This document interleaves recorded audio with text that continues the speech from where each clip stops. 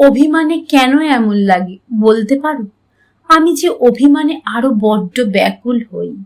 অভিমানের কারণ তুমি, অথচ তোমাকেই ভীষণ কাছে পেতে ইচ্ছে করে। অভিমানে রোজ একটু একটু করে ক্ষয় হই, অথচ ভালোবাসা হু হু করে বাড়ে। বুকের ভেতর চিনচিন করে ব্যথা অনুভব হয়। ফের আমি তোমার ভাবনায় ডুবে থাকি। এভাবে অভিমানের নিশ্চুপ নীরবতায় হাঁফিয়ে উঠি, অথচ তোমাকে ভালোবাসতে নিজেকে থামাতে পারি না।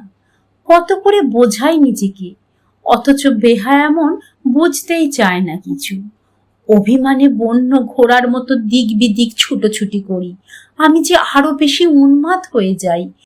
তোমার উদাসীনতায় আপনা আপনি অভিমান ভেঙে গেলে তোমাকে ভীষণ জড়িয়ে ধরতে ইচ্ছে করে। অসহায় লাগে তোমাকে কাছে না পেলে। আমার এই ছেলে মানুষই হুটহাট অভিমান তোমাকে ভালোবাসতে বাধ্য করে। জানি তুমি আমাকে এড়িয়ে যেতে পারো সহজে, অথচ মনে প্রচন্ড অভিমান নিয়েও তোমাকে কাছে পেতে দীর্ঘ তপস্যা করে যাই। এক মুঠো আদর নিয়ে তোমার দুয়ারে দাঁড়াবো ভেবেই আমি আরো ব্যাকুল হয়ে উঠি। অভিমান ভেঙে গেলে কেন এমন লাগে বলতে পারো? কেন তোমাকে কাছে পাওয়ার ইচ্ছেরা এমন যন্ত্রণা দেয়? হুটহাট মন খারাপ কেন পেয়ে বসে হৃদয়? কেন শুধু তোমাকে এত ভালোবাসতে ইচ্ছে করে, ছুঁয়ে থাকতে ইচ্ছে করে, অথচ তুমি দিব্যি দূরে থাকো।